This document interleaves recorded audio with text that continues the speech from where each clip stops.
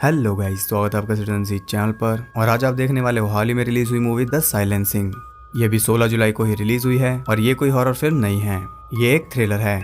तो इससे आप सिर्फ थ्रिल एक्सपेक्ट कर सकते हो, हॉरर नहीं। हॉरर मूवीज की प्लेलिस्ट इस चैनल पर भरी पड़ी है, उनमें आपको हर तरह का हॉरर मिल जाएगा। तो इस मूवी की स्टोरी के बारे में मैं अभी कुछ भी नहीं बताऊंगा। जैसे जैसे वीडियो आगे बढ़ेगी आपको सब कुछ पता चलता जाएगा, और थ्रिलर्स ऐसे ही वर्क करती हैं। तो ऐसी यूनिक और इंटरेस्टिंग वीडियोस देखते रहने के लिए चैनल को सब्सक्राइब करके बेल नोटिफिकेशन जरूर से ऑन कर लो, ताकि मुझे वीडियो बनाने की मोटिवेशन मिलती रहे और आपको वीडियोस की नोटिफिकेशन। तो अब ज़्यादा देर ना करते हुए जल्दी से स्टोरी स्टार्ट करते हैं।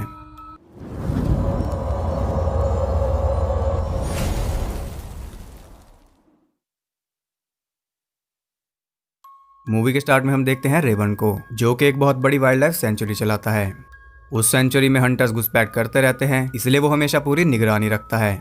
उसने पूरी सेंचुरी में कैमरास लगा रखे हैं, जिनसे वो एक ही बार में सब जगह नजर रखता है। लेकिन वो हमेशा से एक एनिमल लवर नहीं था, पास में वो भी एक हंटर था, बल्कि वो उस टाउन का सबसे जाना माना हंटर था। लेकिन उसकी बेटी ग्वेन एक एनिमल लवर थी क्यों?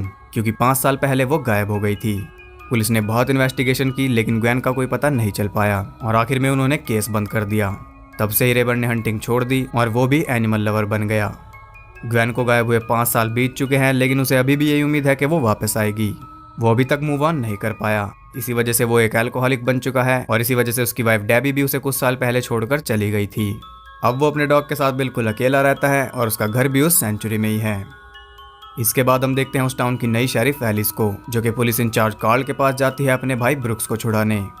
ब्रुक्स को कार्ल ने एक फैक्ट्री में पकड़ा था, जहाँ सारे इलीगल काम होते थे, जैसे ड्रग्स, गैम्बलिंग, प्रोस्टिट्यूशन एक्सेट्रा। अब क्योंकि वो दोनों ही लॉ ऑफिसर थे, इसलिए कार्ल उसके भाई को छोड़ देता है, एक वार्निंग के साथ। अब यहाँ आप सोच रहे होंगे कि एक ही जगह पर पुलिस और शेरिफ दोनों कैसे काम कर रहे हैं, तो ये कन्फ्यूजन मैं दूर कर देता हूँ। जिस फैक्ट्री से ब्रुक्स को पकड़ा गया वो उस टाउन में नहीं आती, यानी कि वो एलिस के जुरिडिक्शन से बाहर का एरिया है। वो एरिया पुलिस के अंडर आता है। जिन लोगों ने GTA 5 के लिए वो आराम से समझ गए होंगे। बाकी इंडियन एग्जाम्पल इसका पुलिस स्टेशन हैं, जैसे अलग अलग एरिया का केस अलग अलग पुलिस स्टेशन के पास जाता है, बिल्कुल वैसे। अब यहाँ आपको एक और बात बता दूं कि रेबन की एक्स वाइफ डेबी अब कार्ल की वाइफ है, यानी कि रेबन के पास पुलिस को हेट करने के 2 रीजंस हैं। एलिस ब्रुक्स को लेकर वापस जा रही थी और वो उससे पूछती है कि फैक्ट्री में क्या हुआ था। ब्रुक्स बताता है कि उसे सैम मूनब्लड ने मारा है। सैम मूनब्लड ही वो आदमी है जो कि उस फैक्ट्री में सारे 2 नंबर के काम करता है, यानी कि इलीगल वर्क्स। ब्रुक्स को उंगलियां चटकाने की गंदी आदत थी, जो कि एलिस को बिल्कुल भी पसंद नहीं थी। वो टाउन की तरफ जा रहे थे, तभी एलिस को एक क्राइम सीन की रिपोर्ट मिलती है। रिवर साइड पर एक लड़की की डेड बॉडी मिली थी और उसके गले पर एक अजीब सा निशान था, जिसे देखकर ऐसा लग रहा था कि किसी ने उसके गले पर कट लगाकर उसे फिर से स्टिच किया है। वो उस एरिया को छानते हैं तो उन्हें एक एरो मिलता है, जिससे साफ पता चल रहा था कि उस लड़की का शिकार किया जा रहा था। मीनवाइल रेवन की एक्स वाइफ डेबी उसके घर आती है और वो उसे कुछ पेपर्स पर साइन करने के लिए कहती है। वो पेपर्स ग्वेन के डेथ सर्टिफिकेट के लिए थे। उन्होंने अभी तक ग्वेन का फ्यूनरल नहीं किया था और डेबी उसका फ्यूनरल करना चाहती थी, क्योंकि वो दोबारा मां बनने वाली थी और वो अपने पास से पीछा छुड़ाना चाहती थी। लेकिन रेबन उन पेपर्स को फाड़ देता है, क्योंकि उसके लिए ग्वेन अभी तक मरी नहीं थी। डेबी देखती है कि वो भी एक एल्कोहलिक है, और ये देखने के बाद तो उससे बात करने का कोई मतलब ही नहीं बचता। वो उसके घर से चली जाती है। उधर शेरिफ देखती है कि उस एरो के अंदर MB का लोगो एम्बेडेड था। वो सीधा ब्रुक्स के पास जाती है और उससे दोबारा पूछती है कि फैक्ट्री में क्या हुआ था। ब्रुक्स उससे कहता है कि अगर उसने कुछ बहुत ही बुरा किया हो तो क्या वो उसकी मदद करेगी। ब्रुक्स उसे कुछ बताने वाला था, तभी कोई इनका दरवाज़ा नॉक करता है। वो रेबन था, जो कि न्यूज़ देखकर शेरिफ के पास आया था। जिस लड़की की डेड बॉडी मिली थी वो उसकी बेटी भी हो सकती थी, इसलिए शेरिफ उसे हॉस्पिटल लेकर जाती है वो डेड बॉडी दिखाने, और ब्रुक्स के साथ उसकी बात अधूरी ही रह जाती है। डॉक्टर बून उन्हें डेड बॉडी दिखाता है और उसे देखकर रेबन को कन्फर्म हो जाता है कि वो उसकी बेटी नहीं है। रेबन वहाँ से चला जाता है। उसके जाने के बाद शेरिफ डॉक्टर बून से उसके बारे में पूछती है कि वो ऐसा क्यों रहता है। डॉक्टर बून उसे रेबन का सारा पास्ट बताता है कि कैसे उसकी बेटी के गायब होने के बाद वो ऐसा हो गया। उसका भरोसा सबके ऊपर से उठ गया है। अगले दिन रेबन फाइनली एक्सेप्ट कर लेता है कि उसे ग्वेन का फ्यूनरल करना चाहिए। तभी वो देखता है कि उसकी सेंचुरी में कोई हंटर घूम रहा था, जो कि उसके कैमरास तोड़ रहा था। वो जल्दी से उस जगह पर जाकर उस हंटर को ढूंढने लगता है। हंटर्स को वहाँ से बाहर निकालना उसका रोज का काम था, लेकिन ये हंटर उसे ही हंट करने लगता है। रेबन उसे देख भी नहीं पा रहा था, क्योंकि उसने कैमोफ्लेज ड्रेस पहनी थी, यानी कि गिली सूट। एक एरो रेबन को लग जाता है, तब वो वहां से निकलना ही ठीक समझता है। वो जल्दी से जाकर अपनी कार में बैठ जाता है, लेकिन उसकी खटारा कार स्टार्ट नहीं होती। तब उसे पैदल ही आगे बढ़ना पड़ता है। पैदल चलते हुए वो देखता है कि वहाँ एक ट्रक खड़ा था, जो कि ऑब्वियसली उस हंटर का ही था। उस ट्रक पर कोई नंबर प्लेट नहीं थी, इसलिए रेबन उस पर एक एक्स मार्क कर देता है ताकि बाद में कभी उसे यह ट्रक मिले तो वो उसे पहचान सके। वो किसी तरह अपने घर पहुंचता है और वो अपने वाउंड को खुद ही स्टिच करता है क्योंकि उसे किसी पर भरोसा नहीं था। इसके बाद वो कैमरास की फुटेज चेक करने लगता है ताकि उसे पता चल सके वो हंटर कहाँ से आया था, लेकिन वो देखता है कि वो हंटर अभी भी उस सेंचुरी में ही घूम रहा था और वो एक लड़की का शिकार कर रहा था। यह देखकर रेबन फिर से सेंचुरी में जाता है, लेकिन इस बार वो अपने साथ एक पेंट बॉक्स लेकर जाता है। वो किस लिए ये आपको भी पता चल जाएगा। वो उसी जगह पर पहुंचता है जो कि उसने कैमरा में देखी थी और तभी उसके ऊपर तीर बरसने लगते हैं। वो जल्दी से उस पेंट बॉक्स को हवा में उछालता है और शूट कर देता है। पेंट चारों तरफ फैलकर उस हंटर के ऊपर भी गिर जाता है, जिससे उसका सारा कवर टूट जाता है और वो जल्दी से वहां से भागने लगता है। रेबन उसे शूट करता है लेकिन कोई फायदा नहीं होता, वो वहां से निकल जाता है। रेबन ऐसा कैरेक्टर है जिसकी हमें हॉरर मूवीज में सख्त जरूरत है। हंटर से छुटकारा पाने के बाद वो उस लड़की को ढूंढता है और वो उसे एक जगह बेहोश पड़ी मिलती है।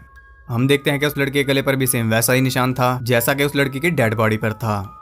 रेबन उसे उठाकर वहां से बाहर निकालने की कोशिश करता है जबकि वो खुद भी इंजर्ड था। उधर एलिस एक वेपन शॉप पर जाती है उस एरो के बारे में और ज्यादा जानने। उसे पता चलता है कि वो एक स्पेशल एरो है जो कि एंशिएंट टाइम में एटलर नाम के बो के साथ यूज किया जाता था, लेकिन अब वो नहीं बनते क्योंकि वो इलीगल हैं। एलिस को पता चलता है कि एक लोकल आदमी एटलस बनाता है जो कि है सैम मूनब्लड। अब उस एरो में एम्बेडेड एमबी का लोगो बहुत ज्यादा सेंस बना रहा था। शेरिफ उस फैक्ट्री पर जाती है जो कि मूनब्लड का ठिकाना था, लेकिन वो उसे वहां नहीं मिलता। वहां पैटी नाम की एक लड़की चोरी से एलिस को उसके घर का पता बता देती है। एलिस उस एड्रेस पर जाती है लेकिन वहां भी कोई नहीं था। इस मौके का फायदा उठाकर वो उस घर की तलाशी लेने लगती है और वहां से वो सारा सामान मिल जाता है जो कि एटलर बनाने में लगता था। अब उसका शक यकीन में बदल चुका था। वो वहां चेकिंग कर रही थी तभी वहां कोई आ जाता है। वो जल्दी से छुप जाती है और देखती है कि वो कार्ल था जो कि उसकी कार देखकर अंदर आया था। वो उसे बताता है कि एक और लड़की गायब हो चुकी है और उसकी मॉम को ब्रुक्स पर शक है क्योंकि कुछ दिन पहले उसने अपनी बेटी को ब्रुक्स के साथ देखा था।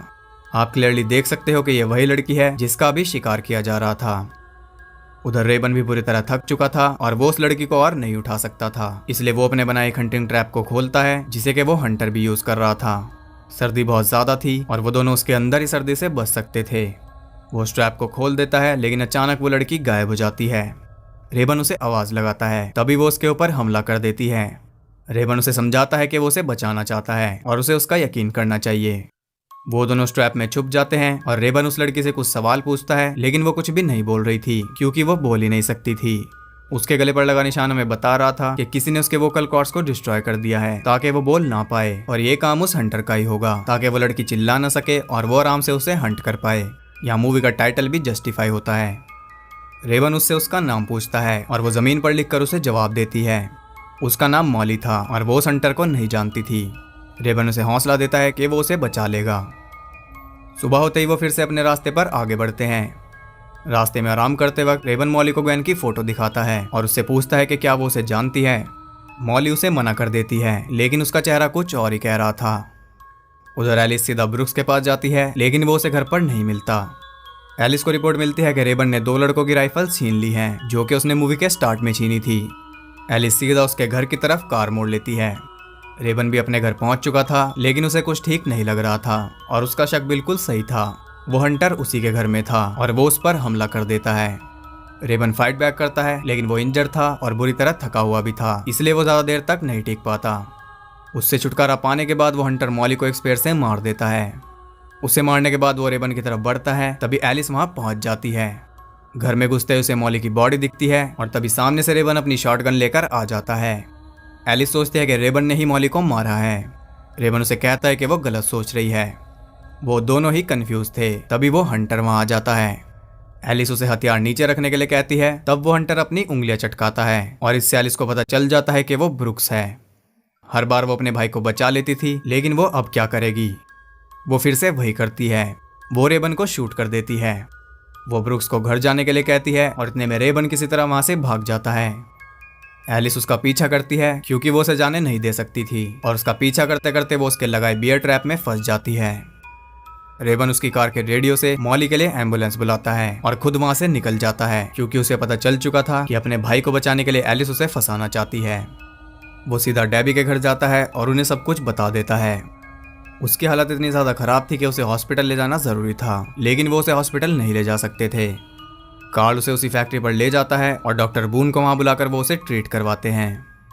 कार्ल ट्रेलर से बाहर निकलता है और उसे वहां ब्रुक्स दिखाई देता है। उसके पास यही मौका था उसे पकड़ने का।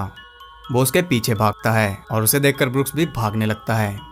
काफी देर तक ये चेस चलता है, लेकिन आखिर में ब्रुक्स उस टेलर में घुस जाता है जिसमें रेवन का इलाज चल रहा था। वो डॉक्टर बून को पकड़कर उसे मारने की धमकी देता है, लेकिन रेवन के अंदर अभी भी जान बाकी थी। वो उसका एक हाथ पकड़ लेता है, जिससे डॉक्टर फ्री हो जाता है और कार्ल उसे अरेस्ट कर लेता है। ये न्यूज़ एलिस को मिलती है और इसे सुनकर वो पागल हो जाती है। वो सीधा उससे मिलने जाती है, लेकिन इस बार कार्ल उस पर कोई एहसान नहीं करता। वो उसे मिलने से साफ मना कर देता है, बल्कि वो एलिस को कहता है कि उसका भाई अब नहीं बचेगा क्योंकि उसने पुलिस से कुछ कन्फेस किया है। ब्रुक्स पुलिस को लेकर एक लोकेशन पर जाता है जहां उसने सैम मूनब्लड को कैद कर रखा था। अब यहाँ कार्ल को क्लियर हो जाता है कि जिसने भी मॉली और रेवन के ऊपर अटैक किया वो ब्रुक्स नहीं था, क्योंकि उस वक्त वो मूनब्लड के पास था। वो कोई और था जिसने एलिस को भी ट्रिक कर दिया और अब वो बहुत ज्यादा पछता रही थी क्योंकि अब उसकी नौकरी छिनने वाली थी। इधर डॉक्टर बून रेवन की जान बचा लेता है और मॉली भी हॉस्पिटल में जिंदा थी। अगले दिन कार्ल एलिस को बुलाता है क्योंकि उसे मूनब्लड से कुछ पूछताछ करनी थी। अब आप सोच रहे होंगे कि एलिस अभी भी शेरिफ की यूनिफॉर्म में क्यों है, क्योंकि रेवन ने अपना बयान बदल दिया। उसने कहा कि उसे गोली हंटर ने मारी थी और ऐसा उसने इसलिए किया क्योंकि उसे पता चल चुका था कि ब्रुक्स हंटर नहीं है और हंटर ने एलिस को भी ट्रिक किया। एलिस मूनब्लड को वो एरो दिखाती है जिस पर एमबी का लोगो था। मूनब्लड कहता है कि ये बहुत अच्छी तरह बनाया गया है, लेकिन ये मैंने नहीं बनाया। वो कहता है कि वो अपने एरोस पर कुछ भी नहीं लिखता। अब यहाँ ये मामला और भी ज्यादा उलझ चुका था क्योंकि जिन जिन पर शक था वो सब तो क्लियर निकल गए।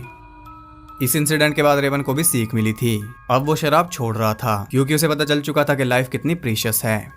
वो सारी बॉटल्स को खाली कर रहा था और एंड में सिर्फ एक ही बोतल रह जाती है जिसे वो खाली नहीं करता क्योंकि इस बोतल में कुछ खास है। 5 साल पहले जब वो अपनी बेटी के साथ घर आ रहा था तो वो रास्ते में रुका था विस्की लेने के लिए, और जब वो विस्की लेकर बाहर आया तो कार में उसकी बेटी नहीं थी। वो अचानक गायब हो गई थी और इसके बाद आपको पता ही है कि वो आज तक नहीं मिल पाई। ये बोतल उसे उसकी गलती की याद दिलाती रहती है। इस सब के बाद उसे शराब छोड़ देनी चाहिए थी, लेकिन वो उल्टा और ज्यादा पीने लगा और यही वजह है कि डेबी से छोड़कर चली गई थी। रेवन बार में जाता है अपना हिसाब क्लियर करने और तभी उसे वही ट्रक दिखाई देता है जिस पे उसने मार्क लगाया था। वो उसका पीछा करता है। जब वो ट्रक रुकता है तो वो पास जाकर चेक करता है, लेकिन उसके ऊपर कोई मार्क नहीं था।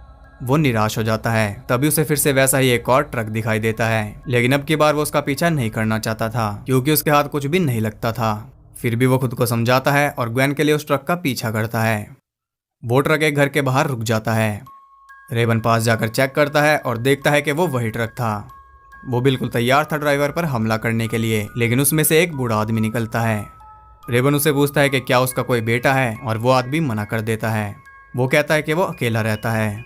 रेवन कहता है कि इस ट्रक के ड्राइवर ने एक दिन उसकी मदद की थी, इसलिए वो उसे थैंक्स बोलना चाहता है। वो आदमी कहता है कि ट्रक का मालिक वही है। रेवन फिर से निराश होकर जाने लगता है। तभी वो आदमी बताता है कि उसका पड़ोसी कभी कभी उसका ट्रक मांग लेता है और उसी ने उसकी मदद की होगी। ये सुनकर रेवन को फिर से उम्मीद दिखाई देती है। वो उसके पड़ोसी के घर जाता है, लेकिन घर पर कोई नहीं था। तब वो लॉक तोड़कर अंदर घुस जाता है। अंदर जाकर उसे ये तो कंफर्म हो जाता है कि वो आदमी एक हंटर है। रेवन बेसमेंट में चेक करने जाता है और वहां उसे वो आउटलेट भी मिल जाता है। वहां पर सारी मिसिंग लड़कियों के पोस्टर भी थे, जिनमें ग्वेन का पोस्टर भी शामिल था। वो देखता है कि वहां एक ऑपरेशन थिएटर भी था जिसमें एक लड़की को बेहोश करके लेटा रखा था और उसके गले पर भी किसी तरह की सर्जरी की जा रही थी जिससे कि वो बोल ना पाए। अब आपको पता चल गया होगा कि उन लड़कियों के गले पर वो निशान कैसे आए। क्लियरली आदमी उन लड़कियों को किडनैप करके उन्हें साइलेंट करके उनका शिकार करता था। रेवन उस लड़की को फ्री करने लगता है। तभी वहां एक आदमी आता है और उसे बेहोश कर देता है। हम देखते हैं कि वो आदमी डॉक्टर बून है। अब यहाँ फाइनली राज खुल गया कि डॉक्टर बून ही वो हंटर है। उधर एलिस हॉस्पिटल जाती है मॉली को चेक करने। वो डॉक्टर बून के रूम में जाती है, लेकिन ऑफ कोर्स उसे डॉक्टर वहां नहीं मिलता। वो एक फोटो देखती है जिसमें डॉक्टर के साथ उसकी बेटी थी। नर्स उसे बताती है कि डॉक्टर की बेटी को एक ड्रंक ड्राइवर ने मार दिया था। उसकी बेटी का नाम था मेलिसा और फुल नेम मेलिसा बून यानी कि एमबी, वही लोगो जो उस एरो पर था। एलिस भी सब समझ जाती है और वो सीधा डॉक्टर के घर पहुंचती है, लेकिन डॉक्टर वहां नहीं था क्योंकि वो रेवन को सेंचुरी में लेकर जा रहा था उसका शिकार करने के लिए। डॉक्टर तो उसे घर पर नहीं मिलता, लेकिन वहां इतने सबूत मौजूद थे कि उसे सब कुछ क्लियर हो जाता है। वो रेवन के घर जाती है उसे बताने के उसकी बेटी का किलर मिल चुका है, लेकिन रेवन तो घर पर नहीं था। एलिस उसके कैमरास की फुटेज देखती है तो उसे पता चलता है कि डॉक्टर बून रेवन का शिकार कर रहा है। वो जल्दी से उसे बचाने के लिए निकल जाती है, लेकिन क्या सच में रेवन शिकार था? क्योंकि उससे ज्यादा अच्छे से उस सेंचुरी को कोई नहीं जानता। उसे हर एक लोकेशन पता थी और इसी का फायदा उठाकर वो डॉक्टर को जाल में फंसाने की कोशिश कर रहा था। वो एक हंटिंग ट्रैप पर जाकर उसे खोल देता है और अचानक से डॉक्टर पर हमला कर देता है। डॉक्टर कुछ भी समझ पाता इससे पहले वो उसे मार मार कर उसका बुरा हाल कर देता है। उसे जान से मारने से पहले रेबन उसे पूछता है कि उसने ग्वेन को क्यों मारा। डॉक्टर कहता है कि वो एक अच्छा फादर था, जबकि रेबन एक ड्रंक था और उसके साथ रहकर उसकी बेटी भी ऐसी ही बन जाती, इसीलिए उसने उसे मार दिया। वही सेम साइको फिलॉसफी। डॉक्टर कहता है कि वो सिर्फ उन्हीं को मारता है जिन्हें कोई मिस नहीं करेगा। वेल यहाँ साबित हो जाता है कि उसके साइको विचार बिल्कुल गलत हैं, क्योंकि 5 साल बाद भी रेवन अपनी बेटी को मिस करता है। और मैं सोचता हूँ कि ये लोग कहाँ से आते हैं जो कि खुद ही सब कुछ जज कर लेते हैं। उसकी बातें सुनकर रेवन को पता चल जाता है कि वो पुलिस को देने लायक नहीं है। वो उसे ट्रैप में फेंकने लगता है, तभी एलिस वहाँ आ जाती है। वो रेवन को कहती है कि उसे पुलिस पर भरोसा करना चाहिए। राइट। रेवन उसकी कोई बात नहीं सुनता और वो उसे नीचे फेंक देता है, जिससे उसका खेल खत्म हो जाता है। एलिस भी कुछ नहीं कर पाती, क्योंकि अभी जो वो शेरिफ है वो सिर्फ रेवन की वजह से। अगर वो अपना बयान नहीं बदलता तो वो अभी तक शेरिफ ना होती। यहाँ उन दोनों का हिसाब बराबर हो जाता है। रेवन पूरे टाउन से ग्वेन के मिसिंग पोस्टर हटा देता है और बिल्कुल अच्छे से वो उसका फ्यूनरल करते हैं, जिसमें मॉली भी शामिल होती है। अब फाइनली रेवन मूव ऑन करता है। वो उस विस्की की बोतल को पानी में बहा देता है, यानी कि वो अपने पास से पीछा छुड़ा लेता है और यहाँ ये मूवी एंड हो जाती है। तो मूवी बहुत ज़्यादा अच्छी है। एंड तक हम क्लूलेस ही रहते हैं, क्योंकि जितने भी लोगों पर हम शक करते हैं वो एक एक करके बेगुनाह साबित होते रहते हैं। क्लियरली इसका कॉन्सेप्ट बहुत अच्छा है, कुछ भी इसमें ओवर नहीं किया गया। कोई भी एक्स्ट्रा ट्विस्ट या प्लॉट इसमें नहीं है, जो कि मोस्टली थ्रिलर्स में होता है हमें कंफ्यूज करने के लिए। जैसे जब रेवन ने मॉली को ग्वेन का पोस्टर दिखाया था तो उसने मना कर दिया था कि उसने ग्वेन को नहीं देखा, जबकि उसे कुछ तो पता था। अब ये पूरा सीन सिर्फ हमें कंफ्यूज करने के लिए हो सकता था, लेकिन इसका हमें रीजन दिखाया गया। मॉली ने ग्वेन का वो पोस्टर पहले भी देखा था डॉक्टर बून के घर में, जहाँ डॉक्टर ने उसके गले की सर्जरी की होगी। ऐसे मॉली ग्वेन को जानती थी, लेकिन उसने रेवन को नहीं बताया, क्योंकि उसे खुद भी मदद चाहिए थी। उसे पहले सेफली अपने घर पहुंचना था, इसके बाद शायद वो उसे बता देती। और एक चीज इसमें पूरी तरह बेबुनियाद जा सकती थी, वो ये कि डॉक्टर को कैसे पता कि ब्रूक्स को उंगली चटकाने की आदत है। ये तो सिर्फ उसकी बहन को ही पता था। नहीं, कार्ल से ब्रूक्स को लेने के बाद एलिस ने उसे सीधा हॉस्पिटल भेजा, क्योंकि मून ब्लड ने उसकी पिटाई की थी और इसी बीच डॉक्टर ने ब्रूक्स की आदत नोटिस कर ली। तो ये सीन भी 100% सेंस बनाता है। कहने का मतलब ये है कि मूवी में हमें गुमराह करने की कोशिश नहीं की गई, हम स्टार्ट से एंड तक बिल्कुल सीधी स्टोरी में थे। तो आपको ये मूवी कैसी लगी आप कमेंट करके जरूर बताओ। अगर आपको ये वीडियो और मेरे एफर्ट्स पसंद आए तो वीडियो को एक लाइक और एक कमेंट जरूर करना। कमेंट में ये बताना कि आपको किस पर शक था और क्या हमें हॉरर मूवीज में रेवन जैसे आदमी की जरूरत है। और ऐसी यूनिक और इंटरेस्टिंग वीडियोस देखते रहने के लिए चैनल को सब्सक्राइब करके बेल नोटिफिकेशन को ऑल पर जरूर सेट कर लो, ताकि आपको टाइम पर नोटिफिकेशन मिल सके अगर यूट्यूब पहुंचाने का कष्ट करे तो। और लेटेस्ट मूवी न्यूज़ और फैक्ट जानने के लिए आप मुझे इंस्टाग्राम पर भी फॉलो कर सकते हो, वहाँ पर आपको बहुत कुछ जानने के लिए मिल जाएगा। तो मैं मिलता हूँ अगली वीडियो में, तब तक के लिए सबको बाय।